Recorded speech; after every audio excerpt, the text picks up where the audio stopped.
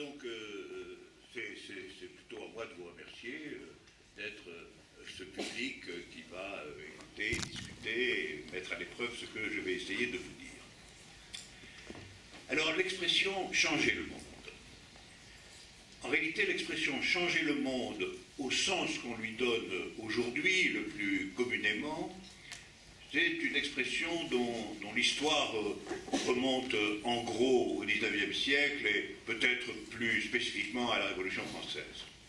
On peut dire que même s'il y a eu avant des prophètes, même s'il y a eu des annonces, même s'il y a eu des messianismes concernant le fait que le monde allait finir ou que le monde allait changer, l'idée proprement historique, matérielle, politique, de la nécessité ou de la non-nécessité d'un changement du monde date d'une période historique, somme toute assez courte, de 3 siècles à peu près, ce qui à l'échelle de l'histoire humaine qui a plusieurs millénaires n'est pas une longue séquence, et une séquence agitée, et souvent agitée justement autour et à partir de ce que peut signifier changer le monde, des idéaux que ça représente et surtout des moyens que ça met en œuvre. Alors, pour préciser la chose au départ, il faut d'abord se demander qu'est-ce qu'on entend dans cette formule par monde. Parce que monde, après tout, est un concept équivoque. Quand on dit changer le monde, il est clair qu'on n'est pas en train de dire qu'on va changer l'univers, c'est-à-dire qu'on va changer le monde en tant que configuration cosmologique, physique, etc. Et on n'est pas non plus réellement en train de dire qu'on va changer son monde intérieur, subjectif, personnel, même si, après tout, des révolutions dans l'existence personnelle, ça peut exister aussi, comme vous le savez. La principale étant très souvent dans la modalité de la rencontre amoureuse qui peut bouleverser la vie et changer le monde personnel. Mais quand on dit changer le monde dans son sens usuel, on entend en réalité un changement assez déterminé qui est le changement de la configuration collective elle-même. Le changement de la configuration collective, c'est-à-dire le changement des figures à la fois de nécessité et de liberté qui, entrecroisées, définissent la modalité de fonctionnement de l'ensemble social considéré. Autrement dit, le monde, là, c'est, si vous voulez, au sens large, le monde historique, quelquefois même l'histoire de l'humanité tout entière, saisie comme un monde, périodisé, traité dans ses séquences, mais en tout cas c'est toujours des lois et des principes qui règlent la vie de la collectivité qu'il s'agit d'en changer le monde. Donc ça c'est le premier point, on entendra pour l'essentiel changer le monde dans ce sens-là.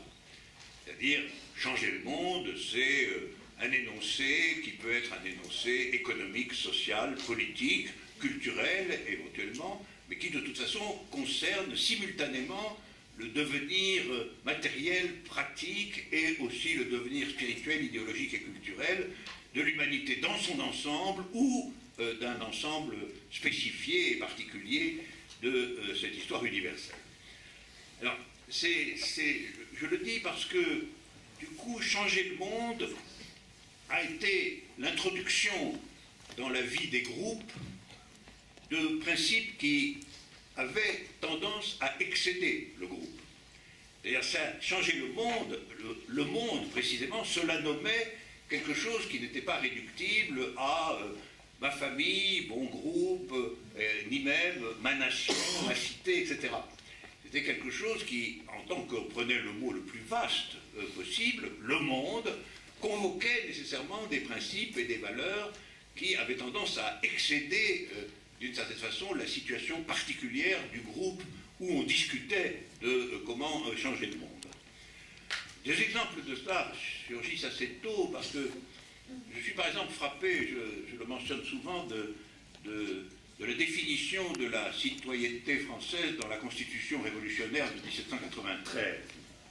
Dans cette Constitution extraordinaire qui n'a jamais été appliquée en vérité, et qui reste, à mon avis, la plus belle de nos constitutions, hein. La constitution qui n'a pas eu lieu, si je puis dire. Évidemment, c'est plus facile de réussir quand ça n'a pas lieu, hein, il faut connaître. Et cette constitution de 1793 spécifie, par exemple, que, au fond, que quiconque commet ou pratique une action représentable dans une valeur universelle peut être considéré comme un citoyen français. Et la citoyenneté française sera, par exemple, accordée à quiconque adopte un orphelin délaissé et se charge de lui-même. Eh bien, celui-là, par le seul fait qu'il a réalisé cet acte à signification universelle, au fond, cet acte bon d'un point de vue universel, pas simplement d'un point de vue national français, eh bien, on l'accueillera dans la communauté française, de sorte que la Constitution de 1793 définit d'une certaine manière la citoyenneté bien au-delà de la nationalité. Et je pense que de ce point de vue-là, la Constitution de 1993 peut être dite une tentative de changer le monde, et pas simplement de changer le cours de l'histoire politique française. Alors, ce point-là va être un point en discussion tout au long de l'histoire de que signifie changer le monde. Est-ce que signifie changer le monde? Ça veut dire changer un ensemble clos, déterminé, auquel on accorde le mot monde, mais de façon en réalité métaphorique et analogique, mais en réalité à la fin des fins, ça sera changer la situation nationale, changer la situation d'un groupe particulier, changer l'Europe, tout ce que vous voulez, ou bien est-ce qu'on entend quelque chose de plus profond qui est changer le système réel des valeurs et des propositions d'un ensemble déterminé, de telle sorte qu'il s'universalise en un certain sens. Alors c'est ça, c'est changer le monde, c'est la mise en discussion dans le champ politique de la valeur et de la portée de l'universalité dans ce champ-là. Alors, évidemment, ça entre tout de suite en conflit avec d'autres notions actives de façon nécessaire dans le champ social et politique, en particulier toutes les notions que l'on peut dire identitaires. Alors, les identités, vous savez, ça peut être l'identité nationale, qui a joué un rôle extraordinairement important pendant toute l'histoire du XIXe siècle. Ça peut être l'identité de groupes plus restreints, ça peut être l'identité de classe, ça peut être aussi des représentations culturelles, etc. Il y a quantité de niveaux de définition possibles de ce que c'est qu'une identité. Et en réalité, dans l'expression « changer le monde », prise dans son sens le plus radical, même si radicalisation est devenu un substantif infâme, n'est-ce pas? Dans le sens le plus radical, changer le monde, ça implique toujours un mouvement qui excède la représentation identitaire limitée. Sinon, en un certain sens, l'emploi du mot « monde » est un peu une usurpation. Si vous dites « je vais changer le monde », mais qu'en réalité votre objectif est de modifier les lois internes d'un groupe fermé, quel que soit ce groupe fermé, vous identifiez ce groupe fermé au monde. Et en réalité, identifier un groupe fermé au monde, c'est le ressort constant des oppressions les plus graves. Si vous examinez la politique esclavagiste dans l'Antiquité, le monde politique est en effet défini par les citoyens libres. Les esclaves n'en font pas partie. Donc quand vous parlez du monde politique grec, et à l'intérieur de ce monde politique grec lui-même, vous parlez en réalité d'un ensemble fermé, défini par négation de son extérieur esclavagiste. On pourrait prendre des exemples frappants dans l'époque dans la grande époque coloniale. Même notre cher Jules Ferry, créateur du système scolaire et à ce titre considéré comme une idole républicaine, parle visiblement à ses propres yeux sans aucun problème de conscience des devoirs des races supérieures pour civiliser les races inférieures, ce qui veut dire que pour lui, le monde, le vrai monde, c'est le monde des races supérieures, et qu'il y a un inframonde, un sous-monde, qui doit être finalement transformé par la force au besoin d'ailleurs, et souvent par la force, de façon à s'incorporer, s'il le peut, à ce qui représente vraiment le monde, c'est-à-dire le monde des civilisés. Et de ce point de vue-là, changer le monde, c'est toujours une épreuve au regard des identités. Et je pense qu'il y a eu une conscience de cela, en tout cas clairement dès la Révolution française, j'en ai donné un exemple, et le débat se poursuit en réalité jusqu'à aujourd'hui y compris. Alors, ça c'est sur monde. Et retenons qu'il est difficile, voire même contradictoire, de parler de changer le monde si si on entend par monde un ensemble identitaire fermé.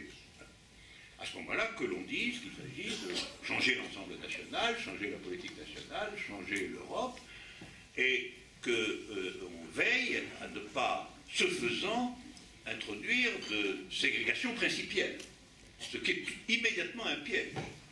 Et si vous identifiez au monde quoi que ce soit de caractère identitaire, vous êtes tout de même en train de désigner ceux qui sont extérieurs à cette identité comme n'étant pas vraiment du monde.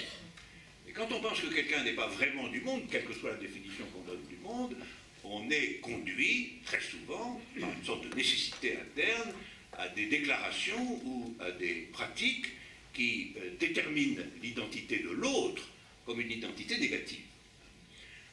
Si donc nous voulons travailler sur changer le monde de façon pertinente, nous devons identifier le monde à un ensemble qui, d'une certaine manière, est porteur et doit être porteur de signification universelle. Et c'est bien pour cela qu'on va parler de changer le monde et non pas seulement de changer tel ou tel ensemble déterminé. Ah, ça c'est sur la clarification de la notion de monde dans cette affaire, et vous voyez, vous avez tous présent à l'esprit évidemment, les implications idéologiques et politiques de cette détermination de ce qu'est le monde en tant que porteur de valeurs universelles et non pas en tant que refermé sur l'identité. Une fois qu'on a dit ça, s'ouvre quantité de questions difficiles concernant ce que veut dire changer. Que veut dire changer? Parce que vous voyez bien que changer une identité, c'est au fond une question claire, une question simple. Vous pouvez changer l'identité en l'élargissant, en la spécifiant de façon plus nette, plus radicale, en agglomérant à cette identité une autre identité, etc., etc. Le maniement du verbe changer sur ce qu'est une figure d'objet, une figure fermée, une figure d'identité, ne pose pas de problème majeur. Et en vérité, on entre à ce moment-là dans la possibilité que je dirais technique du maniement des identités. Alors technique, y compris des techniques administratives, politiques au sens large, etc. Les identités, c'est en réalité des ensembles définis, et leur définition même est telle qu'on peut manier, déterminer, invoquer, changer cette objectivité. Mais paradoxalement, quand on parle de monde, on n'est plus exactement dans l'objectivité au même sens. Puisque du moment que vous admettez que quelque chose de ce monde touche à l'universel, vous n'avez pas de détermination fermée du monde comme tel. Au fond, on peut dire, changer le monde, c'est un problème parce que le concept de monde lui-même est un concept ouvert, et non pas un concept fermé. Voilà. Et c'est un concept qui est nécessairement en processus. C'est-à-dire, le monde est toujours constitutivement, quel que soit le monde auquel vous vous référez, il est en devenir. Et il ne peut être qu'en devenir, car s'il n'était pas en devenir, on pourrait le définir comme une identité fermée, naturellement. Il n'aurait pas l'ouverture vers un futur transformateur, etc., etc. Et donc, changer le monde, c'est le problème, c'est de changer quelque chose qui, si vous l'appelez un monde, est déjà lui-même en transformation. Et donc, changer le monde, la difficulté, c'est que c'est toujours transformer quelque chose qui a sa propre loi de transformation. Parce que s'il n'y avait pas de loi de transformation, on pourrait parler d'une identité fermée. C'est pourquoi il y a une ambiguïté dans le verbe changer qui entraîne immédiatement des oppositions, et en particulier de très constantes oppositions politiques. Parce que si votre mot d'ordre c'est changer le monde, vous devez indiquer, bien entendu, premièrement ce que vous entendez par monde, de façon à préciser que ça ne soit pas une identité fermée, mais vous devez aussi tenir compte du fait que tout monde étant lui-même en processus ou en transformation, qu'est-ce que vous proposez, vous, comme transformation spécifique, particulière, disjointe du protocole déjà existant de la transformation dans le monde considéré? Prenez par exemple un exemple tout à fait classique de la politique pendant tout le XIXe siècle. En France, on pouvait dire changer le monde, mais d'une certaine façon, ce monde a déjà été changé par la Révolution française. Donc la Révolution française, en tant qu'elle a ouvert l'époque républicaine du monde, a défini un nouveau processus politique, et si vous voulez changer le monde, vous devez dire ce qui vous sépare de ce processus politique. Comme vous le savez, ça a été l'idée, très dominante pendant longtemps, de compléter la révolution politique par une révolution sociale. Ça a été la solution de ce problème. Et cela a donné finalement les grandes lignes de l'opposition entre la droite et la gauche pendant toute une série de l'histoire républicaine. Mais vous voyez, le problème est assez délicat, il n'est pas évident. Parce que quelquefois, on a le sentiment que ça oppose des conservateurs à des gens qui veulent changer. Mais ce n'est pas exactement ça. Ça oppose toujours des transformations de types différents. Et comme vous le savez, la droite est toujours en train de dire qu'elle veut des réformes. Elle veut des réformes. Elle ne se définit pas par le conservatisme, à proprement parler. Au contraire, enragée dans l'idée de faire des réformes. Et donc, vous ne pouvez pas lui opposer un réformisme. Vous remarquerez qu'aujourd'hui, la propagande de la droite consiste toujours à dire que c'est les autres qui sont les conservateurs et que c'est elle qui est porteuse de la dynamique véritable par laquelle la République va accomplir ses objectifs les plus glorieux. Donc, dans cette affaire de changer le monde, nous avons toujours le rapport entre deux processus plutôt qu'entre un objet qui aurait deux interprétations. Ça, c'est un point très important parce que quelquefois, on pense que les oppositions à l'intérieur de l'idée de changer le monde sont des oppositions purement idéologiques, finalement, orientées plutôt comme ça ou plutôt comme ça, dans un système de nuances de la transformation. En réalité, le vrai problème de changer le monde, si on le prend au sérieux, c'est que si on est dans un monde en transformation, il faut définir par différence un autre type de transformation. Et je vais vous donner l'exemple très simple du grand débat républicain qui était, maintenant que sont établies les valeurs républicaines, maintenant que nous sommes dans un pays de démocratie et de liberté, qu'est-ce que vous demandez de plus puisque par elle-même, ce pays de démocratie et de liberté a ses propres protocoles de transformation, ses réformes nécessaires, etc. etc. Et alors la réponse a été, on la trouve de façon particulièrement claire dans l'œuvre de Jaurès, en réalité à la fin du XIXe siècle, ça a été de dire, oui, nous sommes à l'intérieur du monde républicain, mais nous considérons que ce monde est un processus inachevé. Et nous proposons un autre processus qui va achever le premier et qui va être le processus des réformes sociales profondes, ce qui a pu aller jusqu'à dire il faut surimposer à la révolution démocratique une révolution sociale. Et cette surimposition, la plupart du temps, on acceptait qu'elle soit dans le cadre existant. Donc c'était l'idée d'introduire une transformation de la transformation à l'intérieur de la transformation. Si vous voulez une formule un peu compliquée. Et en fait, changer le monde, ça se présentait comme ça, en réalité. Comment introduire une transformation dans ce qui est déjà, qui se revendique déjà d'une transformation, et comment faire jouer, enchaîner, surimposer les deux transformations différentes.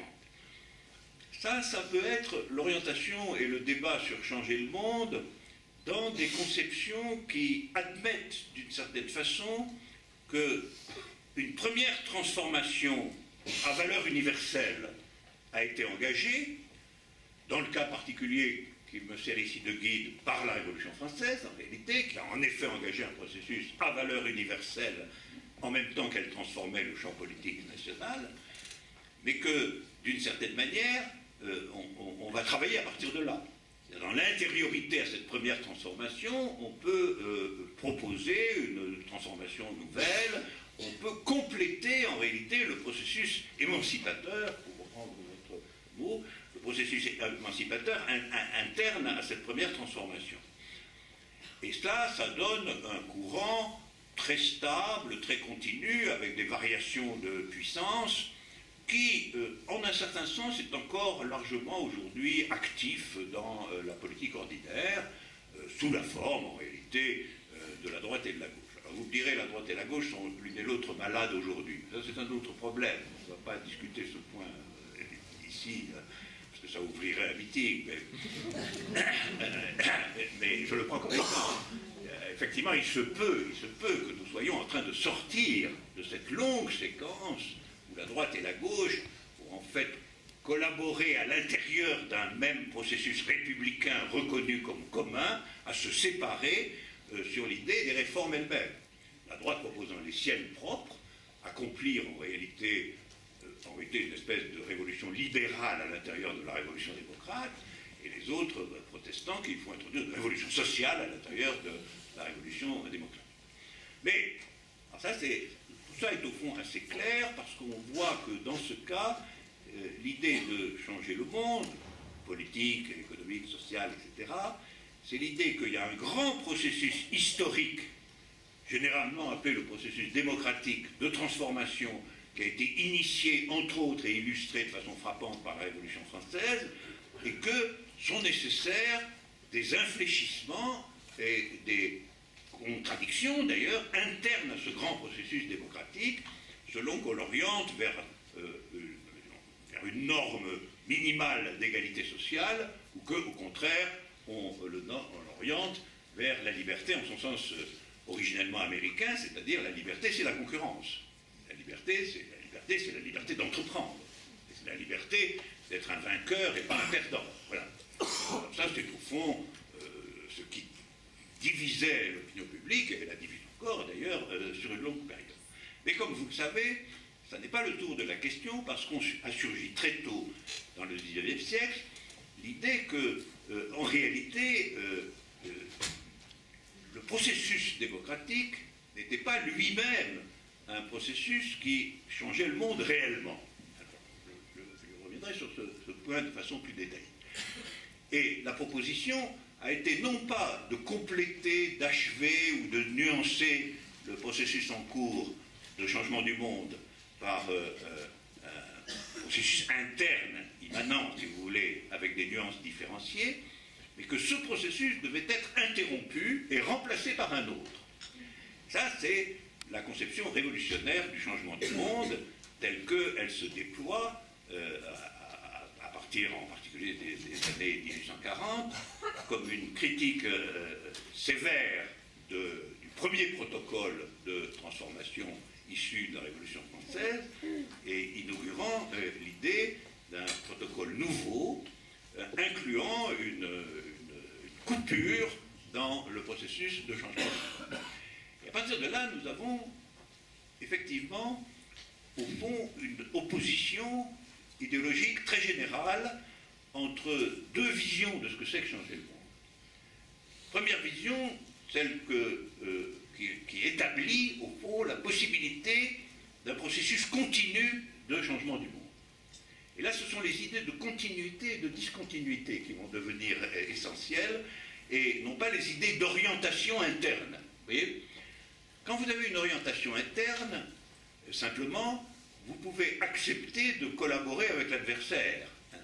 Alors, collaborer comment ? En participant avec lui à un affrontement électoral. Parce que c'est quand même ça que ça a donné pour l'essentiel. Et vous acceptez, comme on dit aujourd'hui, l'alternance. Et si vous acceptez l'alternance, ça veut dire que vous ne trouvez pas votre adversaire complètement mauvais. Parce que s'il était complètement mauvais, vous n'accepteriez pas l'alternance. Sans avoir le sentiment, à ce moment-là, que vous renoncez à votre propre vision du changement du monde. Vous voyez bien que la politique, la démocratie parlementaire, repose sur un consensus minimal, à savoir que le changement du monde positif est en voie de se développer avec des difficultés, des obstacles, etc., et que simplement il y a la façon de l'orienter peut être différenciée. Mais ce protocole, évidemment, suppose qu'il y ait un accord basique formulé ou pas formulé, en l'occurrence on pourra l'appeler républicain, quelque chose comme ça, qui fait que le protocole d'accord, c'est que vous pouvez faire valoir vos propres propositions sous réserve de l'assentiment du suffrage universel, mais que vous devez être constamment préparé à céder le pouvoir à l'autre. Mais j'insiste sur le point que ceci requiert quand même un minimum de complicité je prends un mot négatif exprès, une complicité avec l'autre. Parce que ça suppose que vous participez du même monde politique. C'est ça. Vous acceptez de dire que vous êtes dans le même monde politique, monde étant pris là au sens du processus, et pas simplement au sens de la nation ou quelque chose comme ça, puisque nous sommes d'accord que ce n'est pas une objectivité.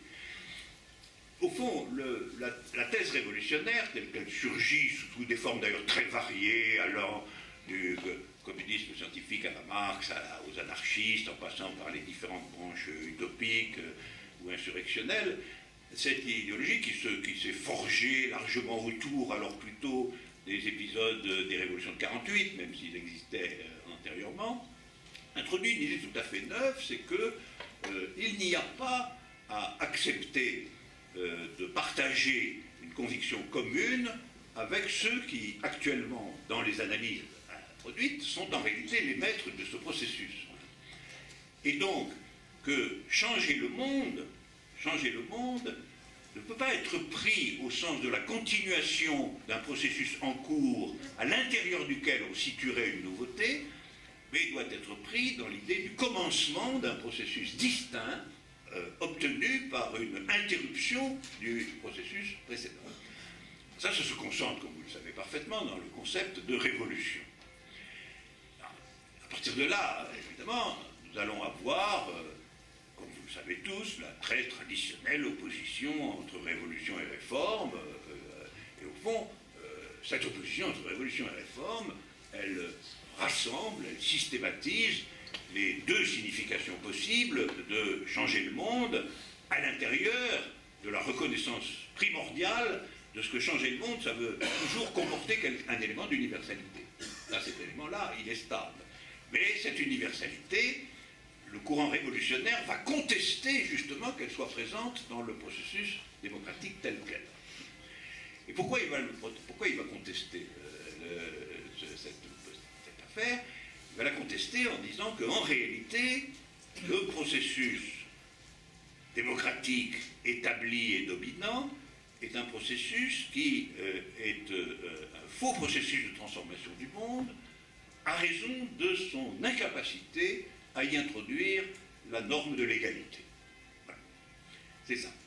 Et donc on va avoir une opposition entre une conception du processus universel de changement du monde normé par la seule catégorie de liberté, reconnue par tous en un certain sens, et puis une conception du changement du monde dans lequel il est prononcé que sans la norme de l'égalité, la liberté est un leurre.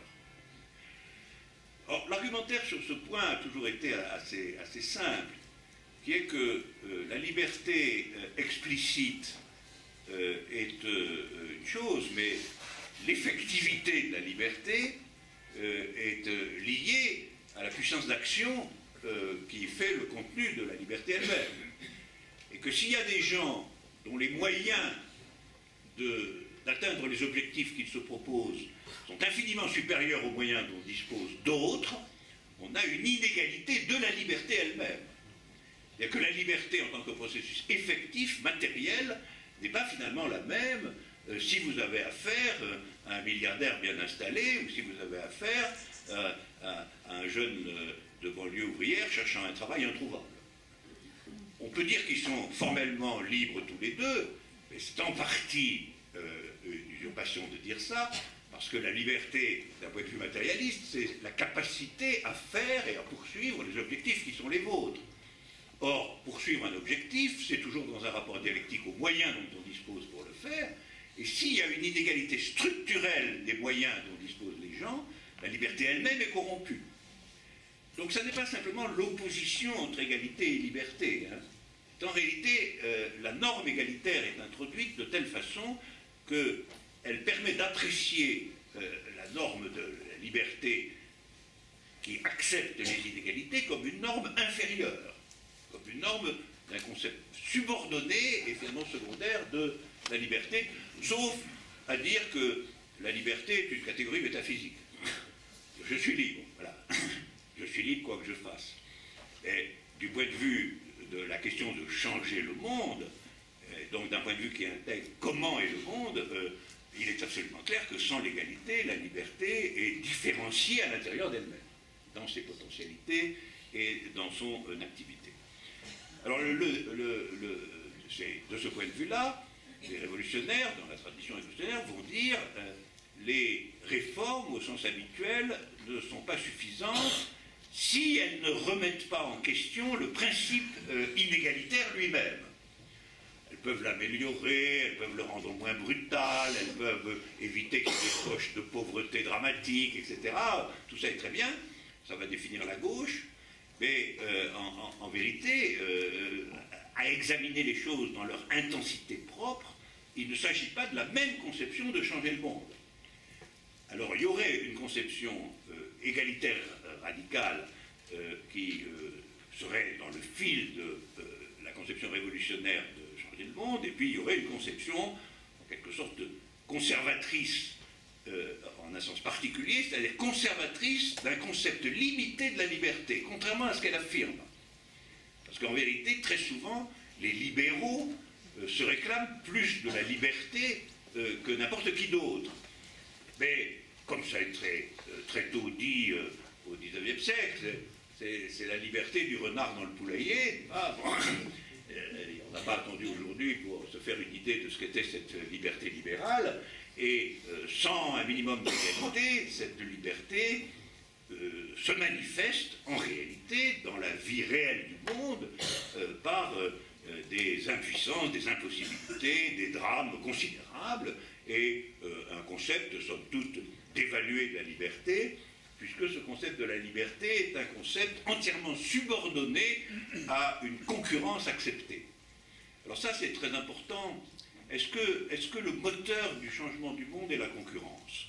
C'est un grand débat qui est aussi un débat, au fond, sur ce qu'on pense de l'humanité en général, de sa capacité.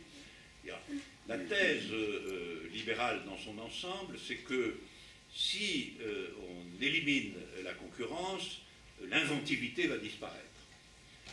C'est lié à une conception anthropologique qui est que le moteur de l'activité humaine est toujours son intérêt, ou un intérêt quelconque, une subjectivité intéressée, et qu'il n'y a pas de subjectivité désintéressée. Et donc, puisque c'est une subjectivité intéressée, elle va chercher son intérêt, et si son intérêt est en concurrence avec d'autres intérêts, elle va chercher à le faire prévaloir, et par conséquent, c'est quand même dans le struggle for life, c'est quand même dans la lutte pour la satisfaction de mes intérêts que se font, y compris les grandes inventions, les grandes transformations, etc. L'argument, c'est s'il y a égalité, tout le monde va s'asseoir dans son coin tranquille et s'occuper de ses affaires propres, et que le mouvement de l'humanité va être privé de moteur. Il n'y aura plus de moteur pour le mouvement de l'humanité. Alors, toutes ces questions gravitent autour de changer du monde, et en ce point-là, je voudrais revenir du point de vue de la pensée révolutionnaire naissante, ce qui a fini par constituer son champ principal, à savoir l'international. L'international paraît tout à fait quelque chose qu'il faille convoquer, parce que c'est de ça qu'il est question dans l'international. C'est du changement du monde. C'est un appel à une levée populaire, ouvrière, pour changer le monde. Alors, ce que dit exactement l'international, c'est, et c'est tout à fait intéressant, le monde va changer de base. Alors, ça c'est intéressant parce que jusqu'à présent, nous n'avons pas parlé du monde en sachant très bien ce que pourrait être sa base. Le monde va changer de base, et bien être suivi par « nous ne sommes rien, soyons tout ». Alors, je voudrais qu'on examine un peu d'un point de vue philosophique cette chanson bien connue. Le monde va changer de base. Donc vous voyez, là, changement du monde devient changement de la base du monde. Et donc on introduit dans cette idée du changement du monde un élément qui, bizarrement, est un élément de structure. Et s'il y a une base, c'est qu'il y a une différenciation interne à ce qui est appelé monde, entre ce qui est base et ce qui n'est pas base. Plus tard, on dira infrastructure, enfin, il y aura tout un lexique qui va se greffer là-dessus. Mais le changement comme tel est assigné au changement de base. Alors, qu'est-ce que c'est que la base du monde dont il est ici question? Retournons à ce brave Jean-Jacques Rousseau, hein, qui était déjà l'inspirateur fondamental de la Révolution française et qui a écrit un livre sur les origines de l'inégalité. Et vous connaissez tous ce livre ouvre quand même la période d'une critique de toute société dans laquelle est reconnue une figure aberrante ou exagérée, nous allons ce que ça veut dire, de la propriété. Donc, voici apparaître dans la conception d'un changement du monde le motif de la propriété. Contrairement à ce qu'on dit quelquefois, il est absolument clairement établi dès Rousseau. C'est donc pas, c'est pas une idée marxiste d'origine. C'est une idée qu'on trouve chez la critique française. Bon, c'est-à-dire, Rousseau le dit clairement, le premier qui a enclos un champ et qui a dit ceci est à moi, eh bien, finalement, il a été le corrupteur de l'humanité. Il a créé la civilisation, mais au détriment de l'humanité. Quelque chose comme ça. Donc il a engagé un processus qui peut-être a une valeur universelle, mais une valeur universelle primordialement corrompue. Et corrompue par quoi? Eh par le fait que des ressources qui devraient être communes ne sont pas communes. Voilà. Que des ressources qui devraient être communes sont appropriées de façon singulière. Alors ça, c'est un point qui, si on le regarde de près, provoque un élargissement de perspective tout à fait considérable. Parce que si on pense que, finalement, la question du changement du monde, et le monde lui-même, est liée à l'histoire de la propriété, en général. À savoir que ce qui a rendu impossible que le changement du monde soit normé par une liberté véritable. Et que ce qui empêche que ça soit normé par une liberté véritable est l'inégalité, alors l'origine du changement du monde en tant que limité, finalement, et n'allant pas jusqu'au bout de l'émancipation, pour prendre ce mot, cette origine est lointaine. Elle n'est pas simplement contemporaine. Elle remonte à quand?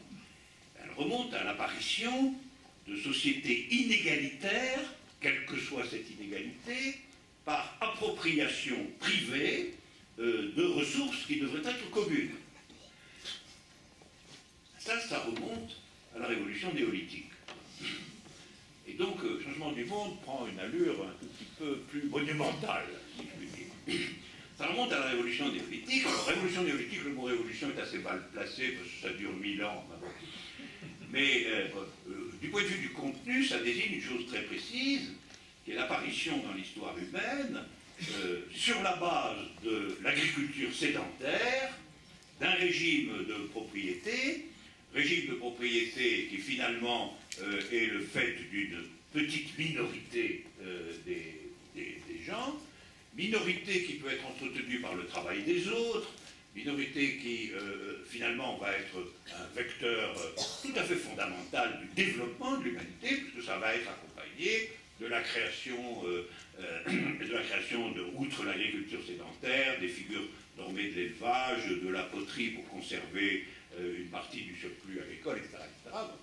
Et tout ça, cette révolution néolithique, crée ce qui, dans le langage de Marx, va être appelé une société de classe. Alors, une société de classe qui va prendre des formes très différentes dans l'histoire. Mais vous voyez le point.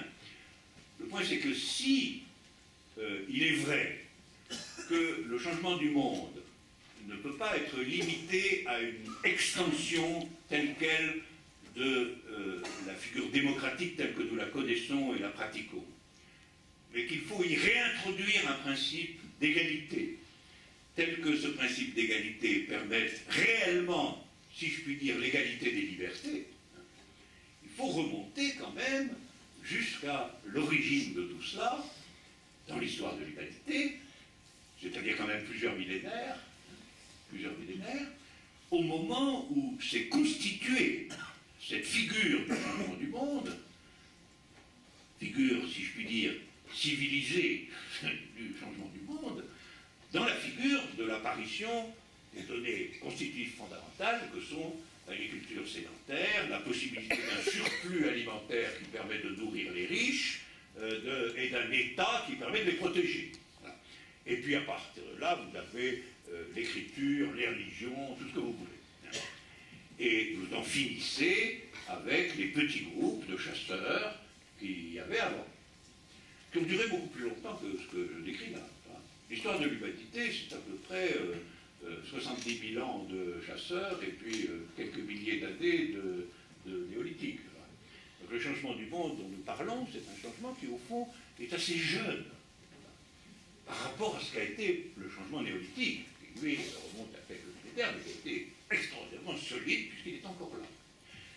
Alors ce que je voudrais vous dire, c'est que il faut que nous ayons conscience dans toute cette affaire que nous sommes encore dans le néolithique. Nous sommes des créatures néolithiques. Oui, nous sommes des créatures néolithiques. Le néolithique, c'est pas des gens qui vivent avec des fausses bêtes dans des cavernes. Le néolithique, c'est quand même les gens qui ont construit les pyramides d'Égypte, l'art grec, les mathématiques, etc. Donc c'est notre monde. C'est notre monde, sauf qu'il n'y a pas la grande industrie. La grande industrie, elle est portée, elle a eu besoin de la science, elle a eu besoin de tout ça, elle est portée par la révolution néolithique, et elle en est, au fond, probablement le stade le plus achevé que nous connaissions. Donc le monde dans lequel nous sommes, c'est du néolithique perfectionné. Et alors ce néolithique perfectionné, du point quel peut être le principe de son changement? Voilà notre question, nous retournons à notre question. Alors, une partie de l'essor formidable qu'a donné le néolithique à l'humanité, qui en quelques siècles, et même quelques millénaires, ce qui n'est pas beaucoup, l'a amené là où elle en est, à savoir une population gigantesque, des moyens techniques énormes, etc. Cette révolution a été fondée de façon continue sur l'existence d'une oligarchie très restreinte. Alors j'insiste sur le fait qu'elle est très restreinte parce que oui, on se dit, oui, les pharaons, c'était très restreint, hein, mais aujourd'hui, c'est encore plus restreint que jamais. Il faut quand même savoir que 264 personnes aujourd'hui possèdent l'équivalent de 3 milliards d'autres. Et qu'il faut avoir les moyens de cette concentration. Ça s'appelle la concentration du capital. C'est une loi qui a été déterminée, dont on connaît les principes, et qui, chaque fois qu'il y a une crise, se renforce encore. Parce que la crise de 2008, dont tout le monde a entendu parler, a provoqué une nouvelle séquence de concentration frénétique du capital. C'est bien que l'oligarchie planétaire se rétrécit encore aujourd'hui. Donc, les sociétés néolithiques, il y a une oligarchie, et nous l'avons. Il y a un monopole oligarchique de propriété des grands moyens de production et d'échange, nous l'avons absolument. Et il y a une tendance à la création d'ensembles mondiaux.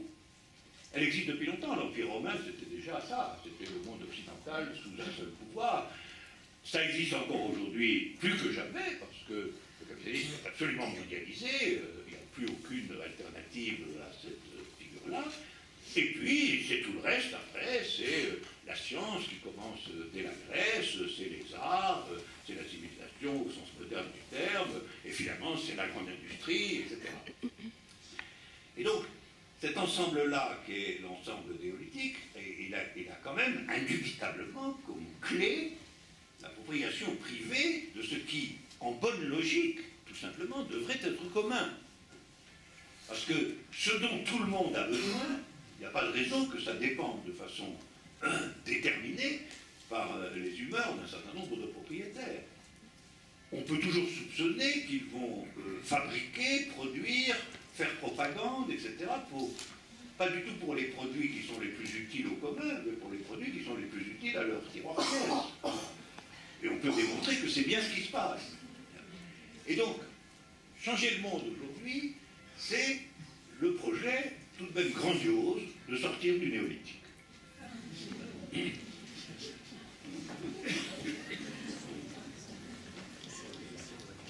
fais juste une petite pause.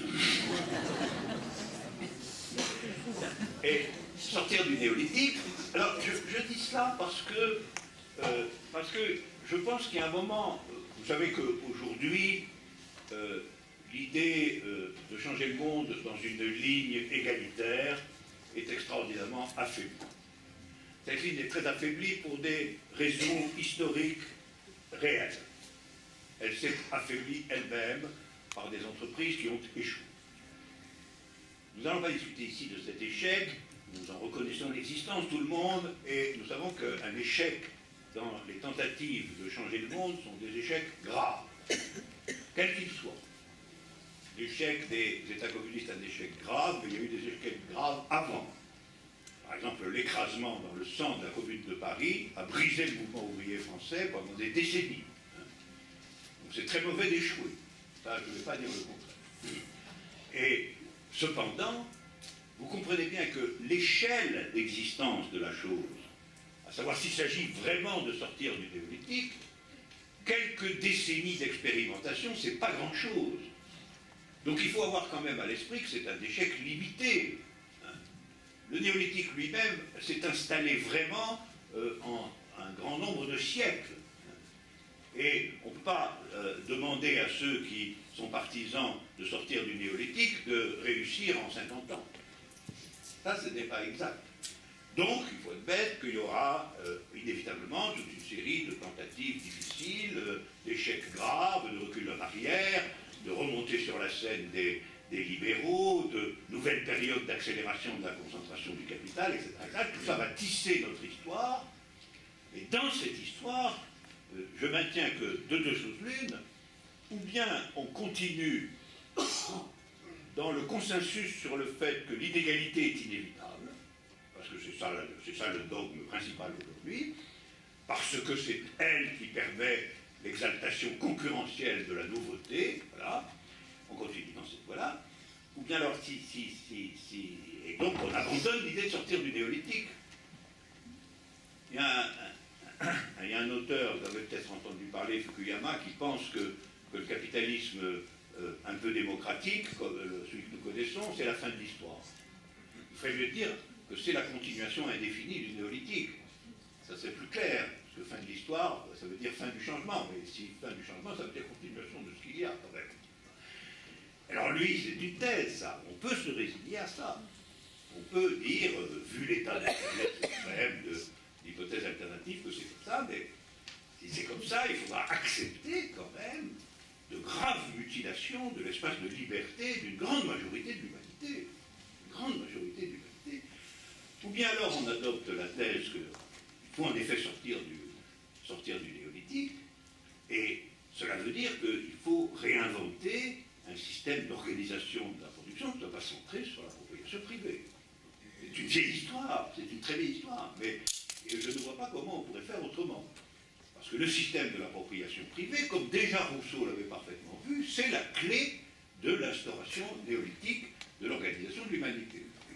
Et vous voyez, cette organisation de l'humanité a permis des inventions et des progrès considérables.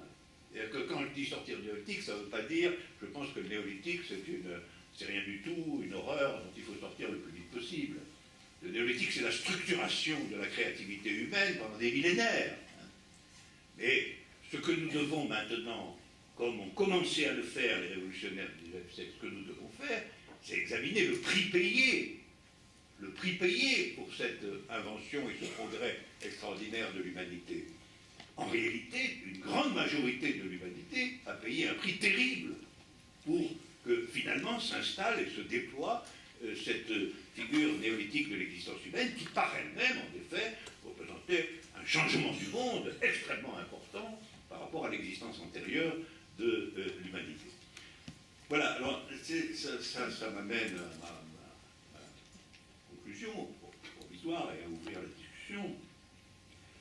Je pense que aujourd'hui, l'expression « changer le monde » doit en effet assumer une interprétation des deux énoncés fondamentaux de l'international. Le monde doit changer de base et nous ne sommes rien, soyons tout. Alors, j'ai parlé du premier énoncé, le monde doit changer de base, ça veut dire la révolution aujourd'hui, ce n'est pas simple la révolution, le changement du monde. Je regarde quels qu'en soient les moyens, il faut bien voir que ça ne signifie pas seulement un infléchissement possible du capitalisme moderne, mais la sortie de l'humanité de ce qu'on pourrait appeler son second âge. Vous avez eu un premier âge immense de l'humanité dans l'existence de petits groupes de chasseurs-cueilleurs, d'ailleurs tout à fait semblables à nous. Hein. Il suffit de voir ce qu'ils peignaient sur les murs des grottes pour voir que c'était comme nous. Mais ils ont vécu comme ça pendant des millénaires et des millénaires, et puis il y a eu, pour des raisons encore pas complètement éclaircies, il y a eu cette mutation néolithique qui est la seconde phase de l'existence de l'humanité. Donc le monde doit changer de base, c'est-à-dire le monde doit entrer, le monde humain, le monde de l'histoire humaine, doit entrer dans la troisième période de son existence. C'est ça l'ampleur de la question. Et que ceci requiert des inventions politiques extraordinaires, des expériences, des ratages, des nouveautés, etc., c'est à coup sûr nécessaire, et c'est probablement d'autant plus nécessaire que cette transformation du monde requiert davantage de la volonté humaine que n'en a demandé le passage au néolithique. Ça, c'est très probable. Et ça doit être un projet plus concerté, plus collectif, plus réfléchi, qui sera plus nettement inscrit dans l'idée générale dont je vous parle, c'est-à-dire sortir d'un état de choses qui a duré des millénaires. Tandis que le néolithique s'est certainement installé au départ par des expériences despotiques locales d'appropriation forcée du surplus agricole. C'est comme ça que ça s'est passé.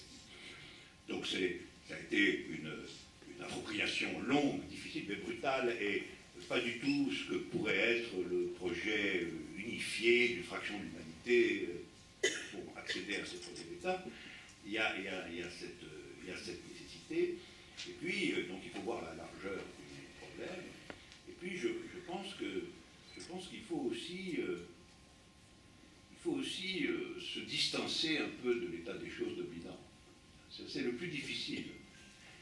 Le plus difficile pourquoi? C'est le plus difficile parce que l'inégalité post-néolithique, l'inégalité contemporaine, est une inégalité qui n'a pas la même allure que les inégalités antérieures.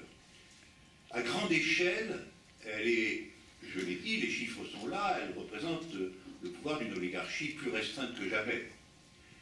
Mais elle est aussi une figure d'accroissement considérable de la productivité du travail qui permet quand même d'installer des zones de consommation de masse. On peut d'autant plus en parler qu'on a assisté, au fond, y compris dans nos pays, à l'extension de cette consommation de masse, finalement dans un temps restreint, en grande partie depuis la dernière guerre mondiale. Et cette consommation de masse, dont la clé est cependant oligarchique, n'est pas vécue directement comme oligarchique. C'est pas comme quand vous deviez donner la moitié de votre récolte au seigneur du coin. C'est pas comme ça. En réalité, on donne la moitié de notre vie au Seigneur, mais ça se voit moins. Ça se voit moins. Et ça, c'est le processus qu'on peut appeler le processus de désaliénation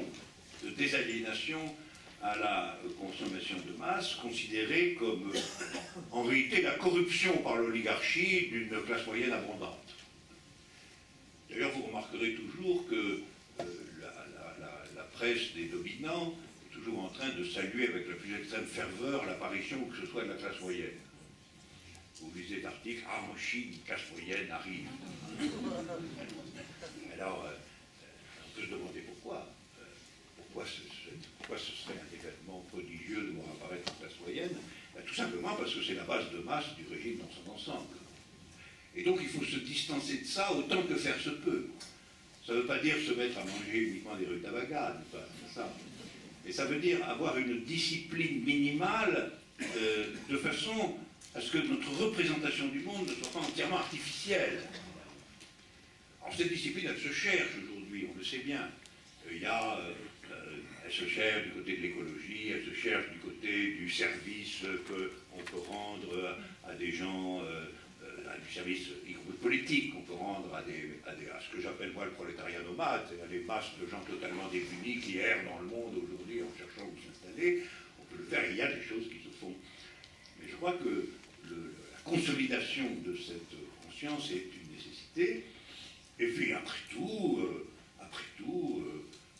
sortir du néolithique, c'est un objectif grandiose. Ça vaut la peine. Ça vaut la peine.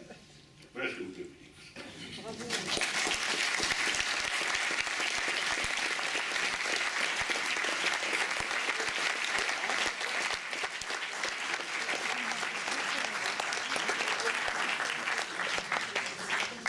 Merci Alain Badiou. Vous avez eu cette chance d'entendre de façon claire qu'est-ce que est une pensée révolutionnaire, ce que vous n'entendez quand même que très très rarement. Et moi, j'applaudirais parce que l'habitude des universités populaires, vous avez remarqué combien il a été pédagogique, il a expliqué ça clairement comme j'aurais été incapable de l'expliquer. C'est vraiment magnifique pour ça.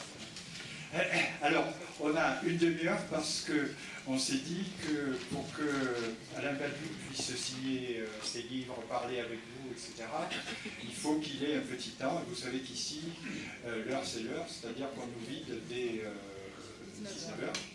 Donc, il faut sortir du néolithique avant cette heure. Donc, je suis sûr que vous avez des tas de choses à dire. Ce que je vous propose, c'est qu'on vous envoie le moyen de le faire tout de suite. Et on n'a pas beaucoup de temps. Donc, peut-être des interventions qui ne sont pas trop longues. Et en sachant que dans une demi-heure, on s'arrête. On n'a pas de micro. S'il est là-bas, il faut appuyer sur le bouton rouge.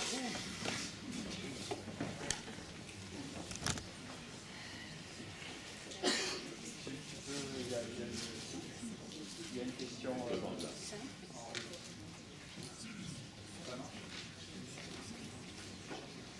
Pendant que le micro arrive, je vous signale juste qu'il y a une double page aujourd'hui dans la Marseillaise sur Alain Badiou, les pages 2 et 3.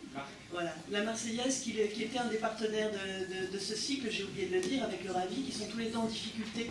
Or, s'il n'y a plus la Marseillaise, il n'y aura plus grand-chose dans la presse régionale qui soit indépendante, comme on dit encore. Voilà. Donc, cette double page est très très intéressante, parce qu'il y a eu un débat sur médias et démocratie donc, dans la salle des rotatifs du journal La Marseillaise avant-hier soir, avant le vélo théâtre hier. Voilà. Changer le monde en sortant du néolithique, mais est-ce que ce changement va advenir par une volonté des hommes de changer ce monde, ou est-ce que ce changement va se faire indépendamment?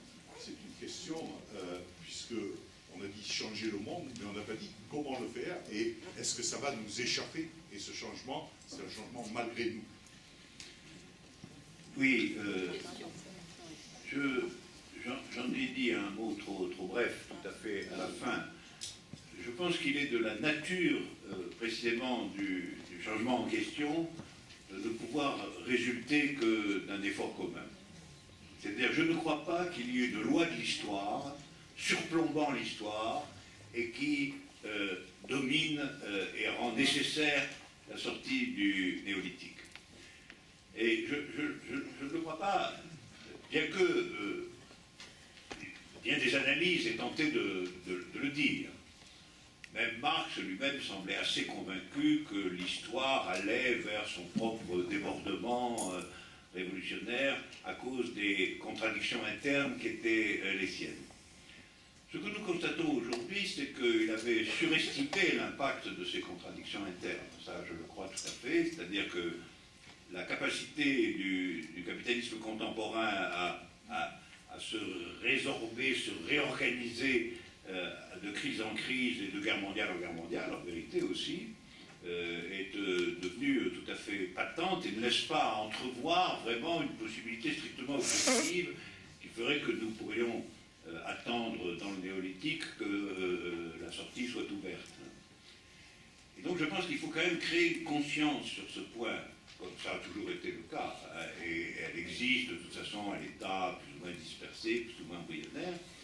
Ça veut dire quoi, créer une conscience, ça veut dire en tout cas ne pas céder, même inconsciemment, si je puis dire, à ce qu'est aujourd'hui la propagande dominante, la propagande néolithique dominante, c'est-à-dire la propagande du capitalisme planétaire. Cette propagande n'est plus que le capitalisme est une chose excellente. Parce qu'on sait trop bien que tout de même, deux guerres mondiales terrifiantes, des désordres aujourd'hui encore partout, des crises économiques répétées, la propagande quotidienne aujourd'hui, c'est d'affirmer que rien d'autre n'est possible. C'est une autre propagande, ça n'est pas la même. Ça n'est pas la même. La conviction sournoise que, bien sûr, ça serait mieux que ça soit autrement, mais ça n'est pas possible. Et donc, ça n'est pas la propagande massive, si vous l'écoutez bien, vous verrez qu'elle admet un espace considérable de critique. Ça ne la trouble pas beaucoup. Les gens qui dénoncent les horreurs du capitalisme, il y en a beaucoup. Et finalement, on les laisse faire et même on peut les subventionner s'il le faut. Ce n'est pas le problème.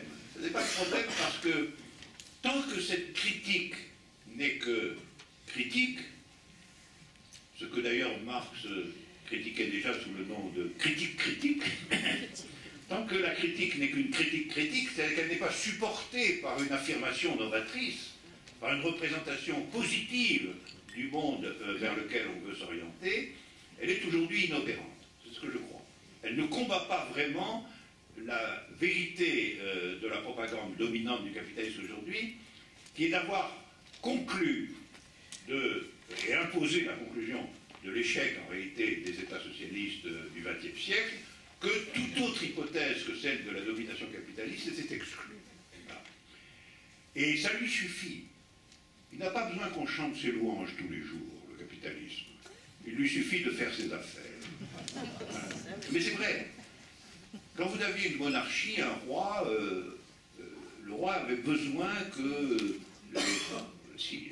les sujets parlent du bon roi, aiment le roi, et puis s'ils ne l'aimaient pas trop, on les fouettait un bon coup. Aujourd'hui, c'est pas ça. Vous pouvez balader dans la rue avec une grande pancarte à bas le capitalisme planétaire. On va dire qu'est-ce que c'est que ce cinglé. Donc c'est pas le cœur de l'affaire. Et ça, je pense que c'est vraiment la crispation néolithique. Le cœur de l'affaire, c'est de dire, oui, tant que vous voulez, mais il n'y a que ça qui marche. Il n'y a que ça qui marche. Voyez l'URSS, voyez la Chine, voyez Cuba, voyez tout ce que vous voulez. Ils se sont enfoncés dans des difficultés économiques énormes et en plus, ils ont été obligés de mettre en place des régimes policiers insupportables, etc.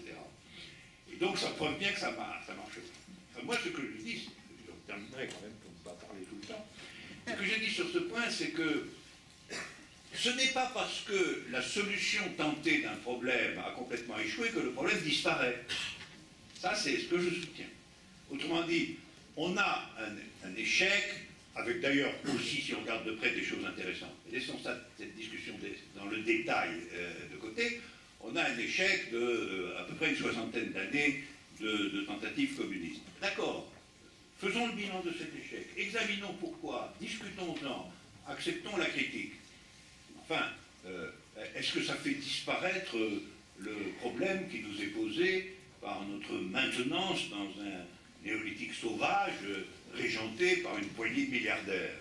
Non. Le problème subsiste. Si quelqu'un propose à un problème scientifique une solution fausse, les scientifiques vont dire la solution est fausse. Ils ne vont pas dire que le problème disparaît. Alors pourquoi serions-nous contraints de dire que pour nous c'est un problème, c'est réellement un problème. Nous souhaitons, nous désirons la sortie du néolithique et donc des formes de communisme, parce que communisme ça signifie simplement et fondamentalement la réappropriation commune de ce qui est commun, c'est ça que ça veut dire, c'est ça que ça a toujours voulu dire, et que le néolithique, c'est l'appropriation privée de ce qui est commun. Ça, rien. Et toutes les oppressions qui s'ensuivent. C'est l'appropriation privée de ce qui est commun, il faut qu'elle se défende par de solides appareils militaires et policiers. Donc si nous disons ça, c'est un problème, et c'est à nous qu'il revient de critiquer les fausses solutions, de montrer la racine des erreurs, et non pas à l'adversaire qui, lui, évidemment, se jette là-dessus pour sa propagande, et de reformuler les choses autrement, de décider d'autres chemins. Donc, pour répondre complètement à votre question, oui, en effet, je pense que ça relève de la détermination collective et de la constitution d'une nouvelle opinion, et de nouvelles organisations, et de nouveaux mouvements, et tout ce qui va avec. Et deuxièmement, le problème étant clairement disposé pour tout le monde, l'échec futile, terrible, d'un certain nombre de solutions proposées ne supprime pas le problème. Des questions? Là-bas.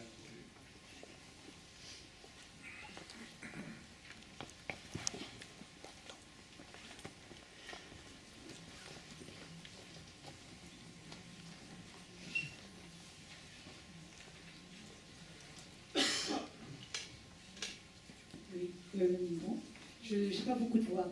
Voilà, mon problème à moi, il est, en fin de compte, ce que la philosophie, elle peut apporter au syndicalisme. Parce que, en fin de compte, si moi je dis comme ça, que je veux donner dans mon évolution, dans ma démarche culturelle, l'accès à la philosophie dans mon village des Pyrénées, et ben, les gens, ils se moquent un peu de moi. Et puis même mes amis syndicalistes, ils disent, mais ils n'y peuvent rien, les philosophes, ils n'y peuvent rien. Donc je me posais toujours la question, pourquoi Marx il a confié aux philosophes le fait de changer le monde? Alors que moi je trouve que c'est les syndicalistes qui doivent le faire.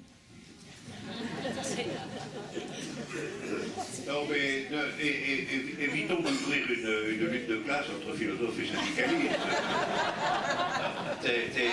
À mon avis, le problème, personne n'a jamais dit que la tâche qui est dévolue au mouvement ouvrier populaire organisé pouvait être remplacée par l'action des philosophes. En plus, Marx qui a dit la philosophie, quand Marx dit la philosophie doit maintenant s'occuper de la question de la transformation du monde, il veut dire que la philosophie doit désormais travailler aux côtés de ceux qui transforment le monde. Il n'a jamais pensé que c'était le philosophe qui allait transformer le monde par lui-même. Il a même constamment dit le contraire, parce que c'était un matérialiste. Et il voulait dire qu'il faut que les philosophes maintenant soient du côté, de façon consciente, du côté en effet de la sortie de l'idéolétique, du côté de l'action organisée de ceux qui veulent changer le monde et qui en ont les moyens collectifs, qui en organisent les moyens collectifs, c'est ça que ça voulait dire. Ça a été plus tard repris par Gramsci sous la figure de ce qu'il a appelé l'intellectuel organique, c'est-à-dire l'intellectuel qui est interne au mouvement populaire, ouvrier, etc. Et donc, bien sûr, à la fin des fins, ce qui sera décisif, c'est les capacités d'action collective, d'organisation, etc. Et le philosophe, lui, au fond, le philosophe, sa tâche propre, c'est de rappeler que tout ça, que c'est dans tout ça que réside aujourd'hui la capacité à ce que la transformation du monde ait une valeur universelle. C'est ça. C'est ça qu'il pointe, c'est ça qui l'intéresse, c'est ça qui est sa tâche particulière. Et c'est d'ailleurs ce que Marx a fait. Hein. Parce que, vous dire, le Capital de Marx, c'est pas non plus un livre de tourpeau pour les syndicalistes, ni d'ailleurs pour personne. Et donc, en fait, l'action collective que requiert le monde contemporain, y compris avec sa complexité productive, sa tentation consumériste, etc., demande une vaste alliance entre des détachements d'intellectuels, les masses populaires, les ouvriers, et sans compter les gigantesques prolétariats nomades des pays pauvres et de ces dizaines et centaines de millions de gens complètement démunis. Là est la ressource. Là est la ressource, ça peut être ailleurs. Question ?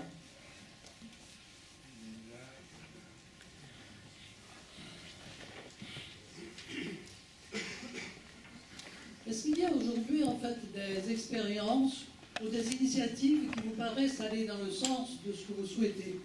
À savoir, si vous voulez, qu'il y a effectivement, comme vous l'avez signalé, de plus en plus de gens qui ont conscience de cette inégalité de propriété, cette inégalité dans l'appropriation du capital et des moyens de production. Ça, c'est en fait un sentiment qui est assez général. Mais réduire, si vous voulez, le manque d'alternatives qui aujourd'hui est de fait à une simple propagande des sociétés libérales et extrêmement libérales dans lesquelles nous vivons me paraît très réducteur.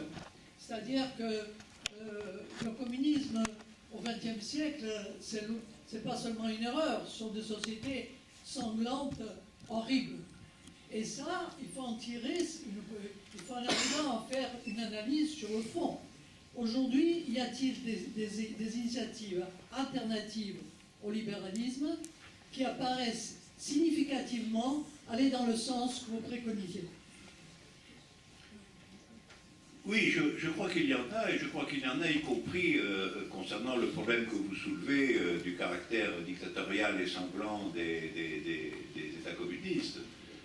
Parce que, en vérité, la racine, pour traiter ce problème avant de répondre à la deuxième moitié de votre question, la racine du problème, on peut très bien la voir, c'est que les moyens adoptés pour que, enfin, une révolution soit victorieuse. Et ça, c'était toute la question de la fin du XIXe siècle, parce que pendant tout le XIXe siècle, il y a eu de façon répétée des insurrections ouvrières dans de nombreux pays, et quelquefois particulièrement intéressantes du point de vue de ce qu'elles proposaient, de leur atmosphère, etc., comme la Commune de Paris. Mais tout ça a été noyé dans le sang. Tout ça a été écrasé. Et donc le problème des politiques révolutionnaires à la fin du XIXe, c'est comment se fait-il que nous soyons toujours écrasés?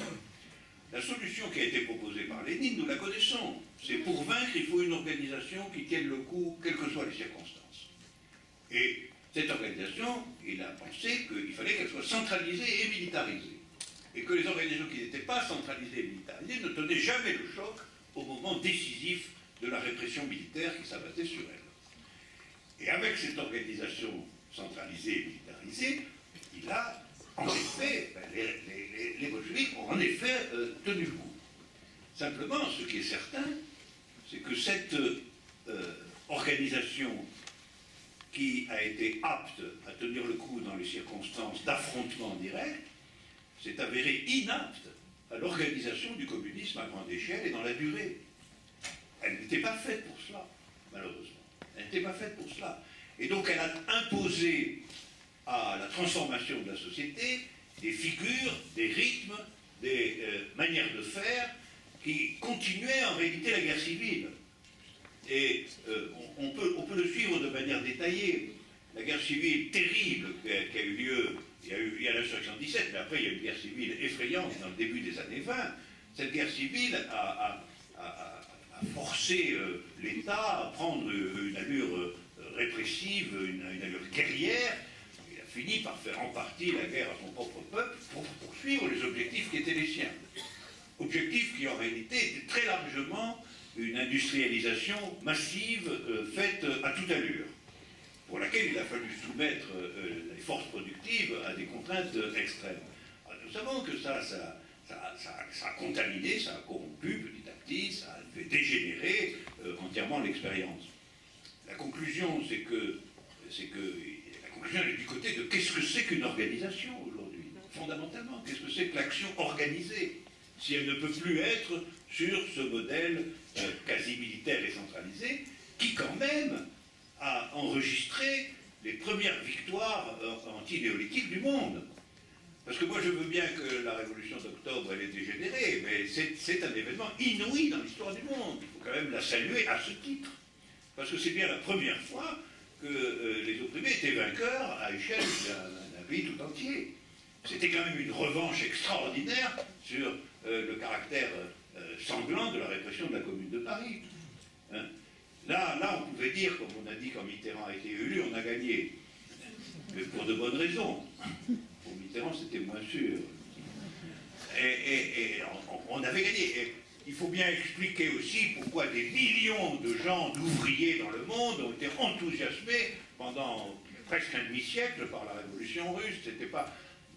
Bon, le fait que tout n'était pas beau là-bas, qu'il y avait beaucoup de violence, et que ça se savait, il ne faut pas exagérer, hein, ce n'est pas des choses complètement cachées, ces choses-là. Mais l'enthousiasme était plus fort que tout ça. Et il faut l'expliquer pourquoi. Parce que c'était une première victoire. Alors après, bon, ça a été une première victoire sur les questions insurrectionnelles et de prise du pouvoir. Ça n'a pas été une victoire sur la question de l'édification d'une société conforme aux principes communistes. Voilà. Parce qu'au fond, ils se sont dit, il faut d'abord qu'on développe l'industrie lourde, parce que sinon on va nous écraser. Et je voudrais faire remarquer que c'était bien vrai. Parce que comme tout le monde a été obligé de le voir, si l'URSS n'avait pas eu l'industrie lourde qu'elle avait, elle n'aurait jamais tenu le coup devant Hitler. Donc, ils voyaient le monde qui les encerclait, ils pensaient qu'on allait leur tomber dessus un jour, et ils se sont dit, continuons comme avant. Une solide organisation étatique, militarisée, etc. Tout ça est une histoire que nous devons avoir présentée à l'esprit, nous devons tirer les leçons, nous, à savoir qu'est-ce que c'est qu'une organisation du processus politique capable de remporter des victoires sans ensuite payer un prix énorme à la victoire elle-même. Parce que c'est ça. Comment continuer dans un autre registre? Et ce problème est ouvert. D'autant plus ouvert que pour ce qui est des victoires, on n'est pas servi. Il vaut mieux y penser avant. Question. Il y a peut-être un élément qui fera changer ou nous fera sortir du néolithique, pardon. On ne vous entend pas là. Il y a peut-être un élément qui nous fera sortir du néolithique. C'est peut-être quelque chose qui s'est profilé depuis quelque temps, qui n'était pas prévu par Marx, peut-être. Je ne l'ai pas lu Marx, je suis désolé. C'est le changement climatique. Oui, mais je vois très bien ce qui fera changer peut-être la façon de produire, qui fera changer peut-être la façon de distribuer, et qui amènera peut-être à une forme de décroissance, peut-être. Oui, mais vous faites comme si le capitalisme n'existait pas, là. Mais oui, le capitalisme a été capable de préférer des guerres mondiales dévastatrices et sanguinaires à quoi que ce soit concernant la baisse de ses profits. Ce sont des animaux féroces que nous avons en face de nous. Ce ne sont pas des humanistes qualifiés ou des écologistes compétents. Ce sont des gens dont la seule norme est leur profit. On le voit quotidiennement. Des gens qui sont capables de considérer que le grand problème de la France aujourd'hui, c'est qu'on n'y travaille pas assez. C'est quand même des gens dont on peut attendre le pire. Des gens qui pensent que le grand problème de la France aujourd'hui, c'est qu'il faut que les riches paient moins d'impôts, alors que déjà des scandales montrent qu'ils n'en paient pas. Donc il faut qu'ils en payent moins que moins, hein, moins que rien en impôts. C'est un pays où l'oligarchie dominante est prête à tout pour se cramponner au pouvoir. Ça, c'est le premier élément. Deuxièmement, une bonne partie du désastre écologique est directement due à l'activité des grandes firmes. Hein. Et alors, leur souci absolument évident, que tant qu'on peut tenir le coup sur une procédure rentable, on ne va pas l'abandonner. Hein. Et on sait très bien qu'il y a une mise en scène théâtrale de l'écologisme gouvernemental et planétaire qui n'a aucune substance véritable et qui d'ailleurs est reniée au premier tournant électoral dans tel ou tel pays important. La Chine peut s'engager à ne plus consommer de charbon, ça s'aperçoit 3 années après qu'elle en consomme encore plus. Trump peut dire qu'il ne signe plus l'accord de Paris, etc. Donc tout ça montre que l'écologie elle-même est liée à la sortie du néolithique. Et elle impose, justement, comme vous le dites d'ailleurs, elle impose une figure de l'économie qui ne soit pas absolument polarisée par les profits de l'oligarchie. Donc le souci écologique et le souci communiste ne font qu'un, à mon avis. Et le combat est forcément unifié à terme. Parce que sinon, au fond, on essaie de dire nous avons une cause commune avec tout le monde qui est l'avenir de l'humanité, et finalement même l'oligarchie va se résigner à ça, elle va quand même pas aimer que l'air soit pollué, etc. Je n'y crois pas. Ils ont montré que eux, des millions de morts, ça les laisse un pas vide. Et ça, j'insiste sur ce point, parce que d'une certaine façon, au fond, les méfaits, dans les périodes du néolithique antérieur, les méfaits des dirigeants étaient explicites. C'était eux qui personnellement prenaient des décisions répressives. Là, on ne sait pas très bien. Il y a entre l'oligarchie dominante et nous un personnel politique intermédiaire, flexible, capable de mentir de façon continue, capable de promettre et de ne rien tenir, etc. Et c'est notre oreiller démocratique. Hein. Nous dormons dessus un peu tranquillement. Et puis derrière, en réalité, le processus réel, le processus matériel, le processus de la circulation financière, de la concentration du capital, de l'internationalisation des firmes, etc., continue comme par devant. Il faut donc toujours avoir un regard qui passe à travers les formes de théâtre qui nous sont proposées pour essayer de voir de quoi il s'agit vraiment. Je ne dis pas que ce théâtre est entièrement inutile ou inexistant, il existe, il a une réalité, mais enfin, c'est pas lui qui décide à la fin des fins. C'est pas lui qui va décider de sortir du néolithique, absolument pas. Il en est quand même un des organisateurs.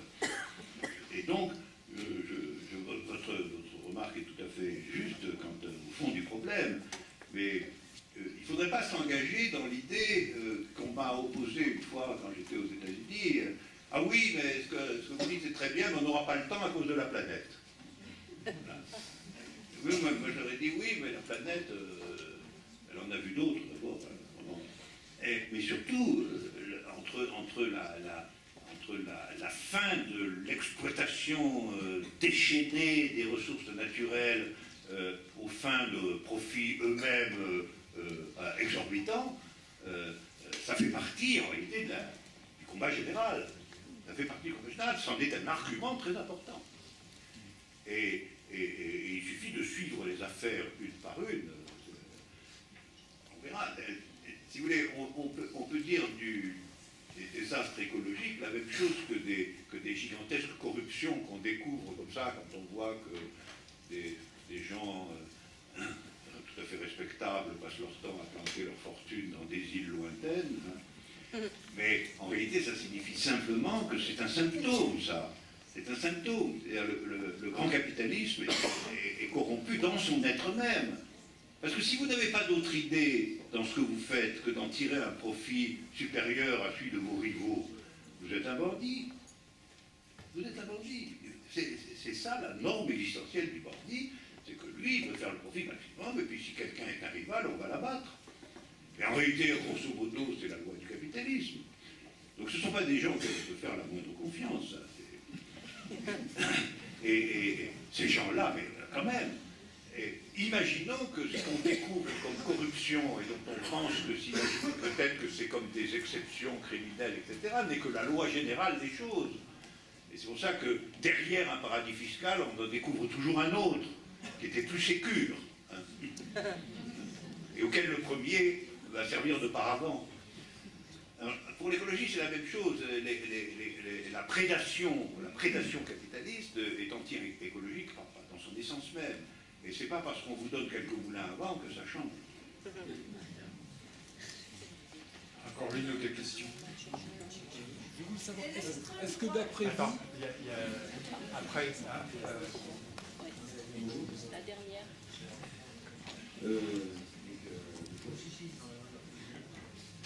Je vous ai entendu dernièrement donc parler, quand c'est le bilan du XXe siècle de l'histoire de l'Est, quand on entend l'histoire du bloc de l'Est, il y a eu beaucoup d'horreurs, et puis en même temps vous parliez des 4 piliers du communisme, et ça va, c'est très bien.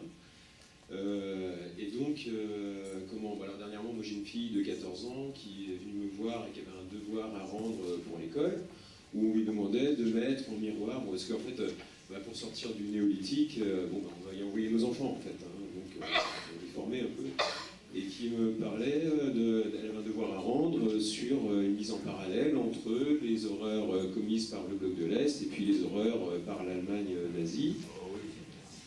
C'est un classique, d'accord, voilà. Donc, alors, si vous aviez des éléments de réponse, parce que...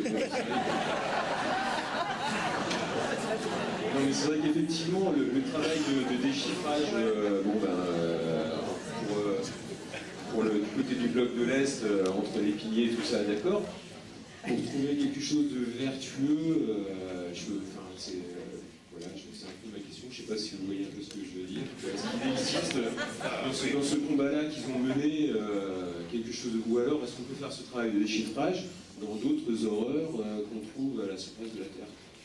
Non, mais moi je pense que il faut remonter à la racine des choses. Le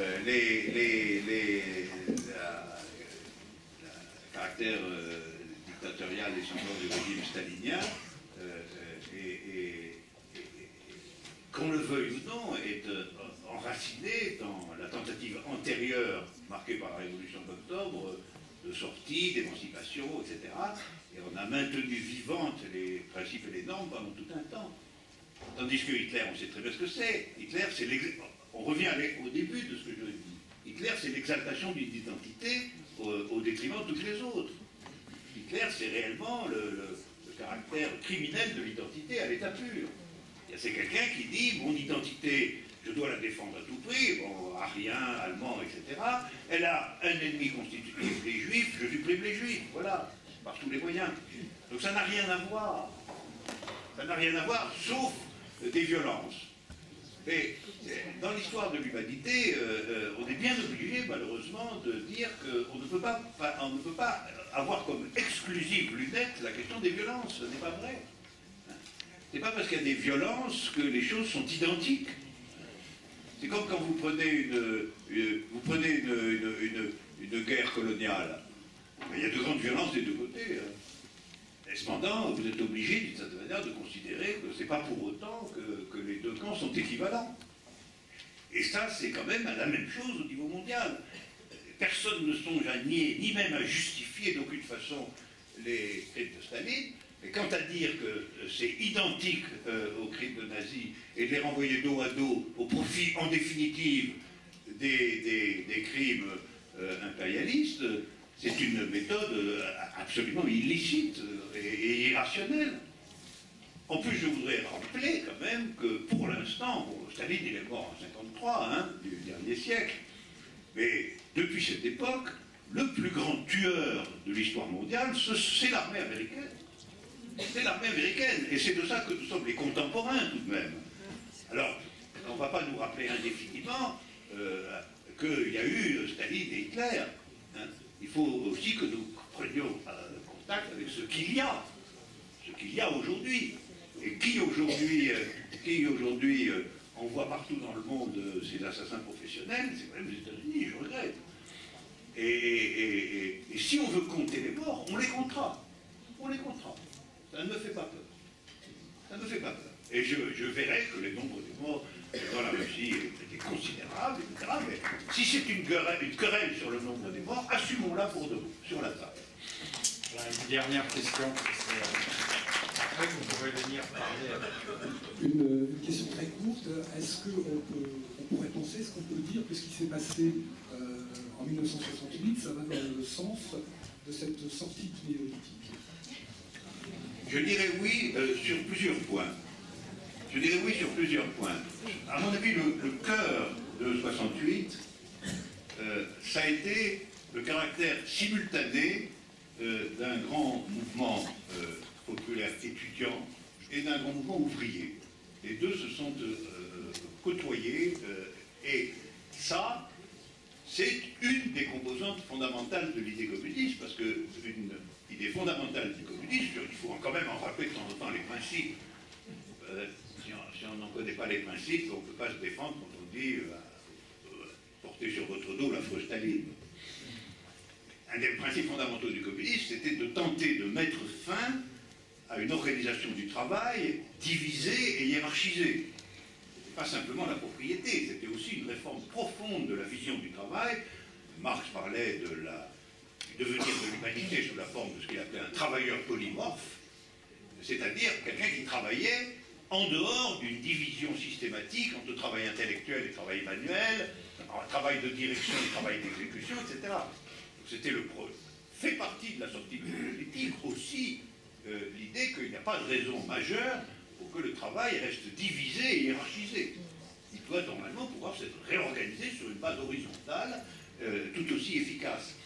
Alors, en mai 68, il y a eu une espèce de symbole de ça, pas une réalité profonde et durable, il y a eu une espèce de symbole, il y a eu des échanges échanges, il y a eu, et on a pu voir que d'une certaine façon, autour d'un certain nombre de valeurs communes, quelque chose se passait qui concernait les masses ouvrières françaises et toute une partie du mouvement de la jeunesse. Et symboliquement, c'était en effet important, et c'était post-néolithique, mais provisoire. Voilà, c'est pas fini d'une certaine manière, c'est-à-dire que Alain Badiou va signer ses livres.